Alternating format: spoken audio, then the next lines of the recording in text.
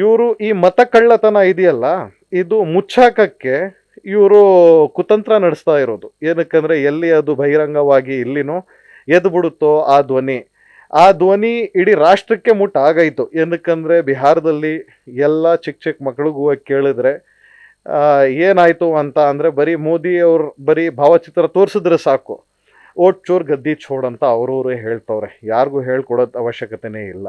ಹಾಗಾಗಿ ಒಂದೊಂದಾಗಿ ಇವರು ಈ ಜಾತಿ ರಾಜಕಾರಣಗಳು ಮಾಡೋದು ಬಿಟ್ಟು ಇವರು ಸುಮ್ಮನಿದ್ದಿ ಈಗ ನಮ್ಮ ನಾಡ ಹಬ್ಬ ಒಂದು ಖುಷಿಯಾಗಿ ಎಲ್ಲರೂ ಸೇರಿ ಒಂದು ಆಚರಣೆ ಮಾಡಿದ್ರೆ ಒಳ್ಳೇದು ಅಂತ ನಾನು ಅನ್ಕೋತೀನಿ. ಹಾಗಾಗಿ ಇಂಥದೆಲ್ಲಕ್ಕೆ ಜಾಸ್ತಿ ನಾವು ಎತ್ತಿ ಕಟ್ಟಿ ಧರ್ಮಕ್ಕೆ ಧರ್ಮ ಇಟ್ಟು ಕೋಮುವಾದದ ಮಾತುಗಳನ್ನು ಆಡಿ ಇವ್ರಿಗೆ ರಾಜಕಾರಣ